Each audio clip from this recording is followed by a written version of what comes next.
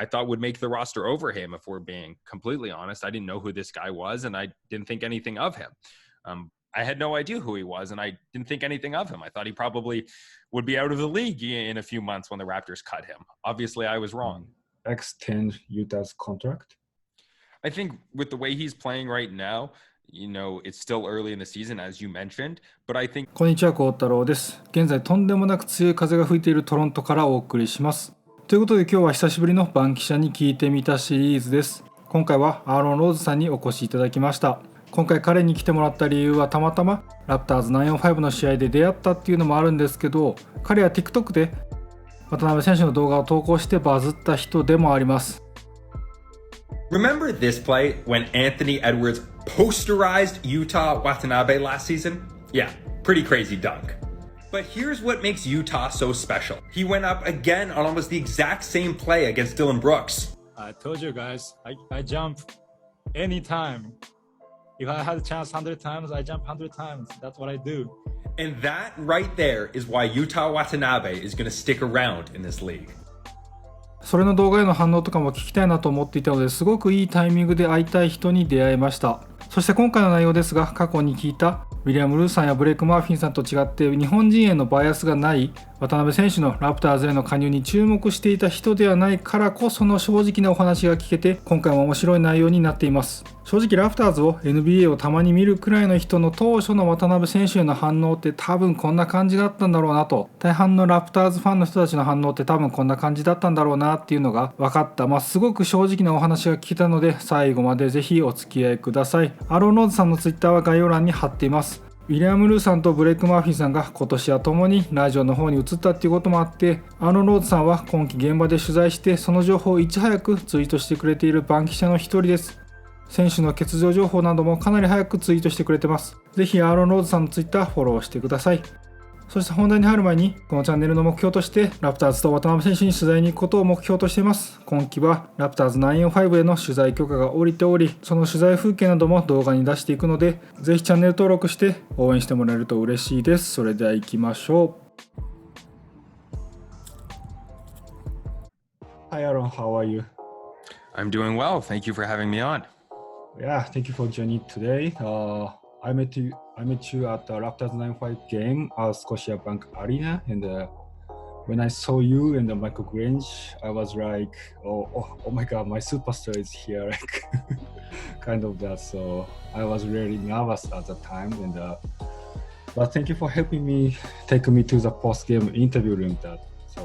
And thank you for joining today. For sure, I know it can be scary your first time down there and finding your way around. So happy to help out. Yeah, thank you. So today I'm going to ask about Yuta Watanabe and how Raptors reporters looking him, and Japanese fans want to know how do they think about Yuta. So is that okay? For sure. Okay, thank you. So before the question, can you tell us your journey? How can you get a job as a Raptors reporter at SI.com? Yeah, so I started out, I'm from Toronto, and I knew I wanted to go into sports journalism and sports reporting. That was sort of a passion of mine growing up, and it was something I sort of did a little bit in college. I wrote for the newspaper there, and then I moved out to the United States. I lived in a small town in Wisconsin where I covered basically everything from high school basketball to girls volleyball to everything you can imagine basically in Wisconsin. And then just as the pandemic was starting in March of 2020, I accepted a job to come back home for me and start covering the Raptors. Obviously, I didn't know that everything was going to be so crazy. I didn't know that we were going to be in a pandemic for the next 2.5 years or whatever. But it's been a crazy journey for me, and I've loved covering the Raptors. They're the team I grew up cheering for and in my hometown. So I'm thrilled to be back home and covering the team. Oh, nice. Thank you. Yeah, I'm really curious about that. So how to become a reporter. So thank you. Right now, I have media pass for 905, and it's tough, but it's very fun. And I saw you made a video on TikTok about Utah, so that was great. So how was the reaction of the TikTok video? Well, it's maybe my most popular video ever in terms of views. I know, I guess Canadian fans love Yuta Watanabe. I know obviously Japanese fans love him, and it's very popular now. The video starts with probably a low light from Utah's career when he was dunked on last season by Anthony Edwards. So I know that grabs people's attention. That was a crazy dunk from Anthony Edwards. But what I talked about in the video is how much Utah, how much he shows his heart and how much hustle he shows on the court as someone who's willing to go up and jump. And he doesn't care if he's going to get dunked on. And I think that's one of the reasons Raptors fans have fallen in love with this guy. He's not the most talented player on the court, far from it. But what he's willing to do in terms of his effort is something that the reason that the Raptors fans and the Raptors organization has fallen in love with him. He works harder than just about anyone out there, and he's willing to do the little things that provide success for teams. Okay, thank you. I think Yuta also happy about that. So thank you so much. Okay, so I'm going to ask about Yuta Watanabe. Is that okay? Yep. Okay. So first, the last season when Yuta came as Exhibit 10, what's your first impression? Well, because it was such a strange year, I never actually met Utah in person. The Raptors were down in Tampa and I wasn't down there. So I never met him in person. But when I saw his name pop up as this random guy who had never really played in the NBA, we know he was with Memphis before, but as you mentioned, he showed up as an Exhibit 10. Those guys aren't supposed to do anything. And there was Alize Johnson and there was O'Shea Brissett and some other guys who I thought would make the roster over him, if we're being completely honest. I didn't know who this guy was and I didn't think anything of him. But obviously, whatever he did behind the scenes in training camp, whatever he showed the Raptors front office and the Raptors coaching staff, proved that he deserved the spot over some very talented players, O'Shea Brissett being one of them, who has kind of resurrected his career or proven that he's an NBA player with the Indiana Pacers. So it was really impressive that he sort of came out of nowhere, Yuta Watanabe, and earned one of those final roster spots and proved that he deserved a spot on this team and minutes on this team. But to be completely honest, when he showed up and I first learned of his name, I had no idea who he was and I didn't think anything of him. I thought he probably would be out of the league in a few months when the Raptors cut him. Obviously, I was wrong. Mm-hmm. Oh yeah. Thank you so much. Okay. I think Utah is pretty good this season from preseason. So what kind of things did he improve from last season? Well, he started the season dealing with, I can't remember what the injury was. I think it was a calf injury. So that kept him sidelined for a while. And I think it took him some time to get back. But, I didn't watch the Japanese national team. Maybe you did at the Olympics. But my understanding is that he was asked to play a very different role. On the Raptors, he's, as we talked about, not the best player on the team and not a guy who's going to have to go out and score. But my understanding is on the Japanese team, it's basically him and Rui are the two best players on the team, and they have to do, most of the work. And I think he talked about this in the preseason, that experience playing on the Japanese national team at the Olympics forced him to sort of play outside of his comfort zone. He had to take more shots. He had to play in a very different role. And I think you see that a little bit this season. His shooting, he's taking more shots this season and he's, playing a little bit more aggressive this year.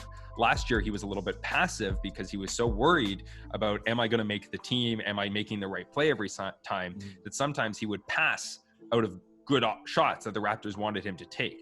I think that experience this summer said, hey, I'm a guy, I know I can shoot the ball. And now when the ball is swung to him, as we saw, I think it was 2 nights ago or last night when the Raptors played, he got a shot in the corner and he put it up with confidence. And I think that's the thing the Raptors want to see from him. They don't want him to be so passive. They don't want him to be so scared. They need him taking those shots when they come to him. And I think we've seen that briefly this season. Yeah, I think so too. He has confidence this year. Okay, so do you think he's gonna play as a starter? I don't think that's his best role on this team. I think if he is playing as a starter, it means something has gone wrong for Toronto in the sense that a couple of guys have gotten injured. We've already seen that this season. There was talk last game when the Raptors were without Precious Chua, they were without OG Anunoby, they were out without Kem Birch, then maybe he would fill in that spot. But I think barring more injuries to the starters, I think the perfect spot for him is off the bench because he's an energy guy. He's a guy that comes in and does the little things that we talked about.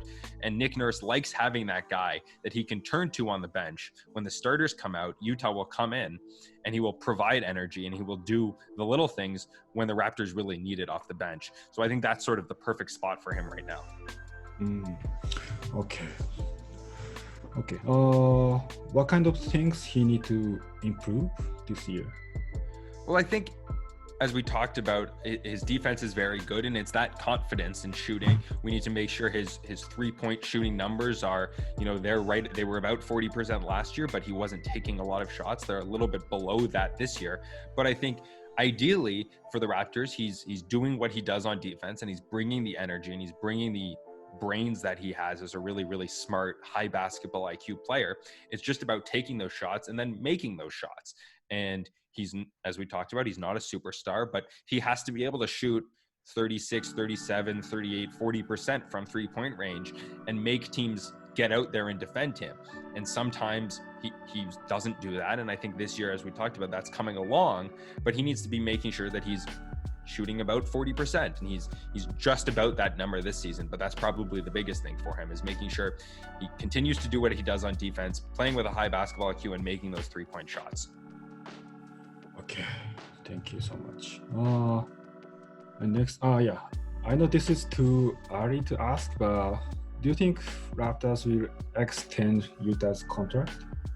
I think with the way he's playing right now, it's still early in the season, as you mentioned, but I think there's no reason not to. He's not going to be, making a ton of money compared to other NBA players, of course. So I don't think it would cost Toronto too much. So I could definitely see him sticking around for, another 2-3 year deal, making, something around the minimum, a couple $1 million each season. And that's probably a good spot for him with this team that obviously he's found success with. Thank you. And final question, my YouTube channel goal is having one-on-one interview with Utah. So can I get some advice? Well, you've already scored a Raptors 905 credential, so good job on that. That can be maybe difficult to do, but I would say keep going to games and keep showing Raptors PR people that, you're a good reporter, and you can ask those people and say, hey, when Utah's free, can I have a few moments with him? I know he does a lot of Japanese media. I know fans in Japan are obsessed with him. Basketball fans, at least, are obsessed with him. So make sure that you're just asking those questions and say, hey, if he has, 5-10 minutes, can I have him for that time? And I think they're generally pretty receptive to those things. So it doesn't hurt to ask. Okay. Thank you so much. Yeah, I'll try it. Okay. Thank you so much today. Let's keep in touch. Thank you.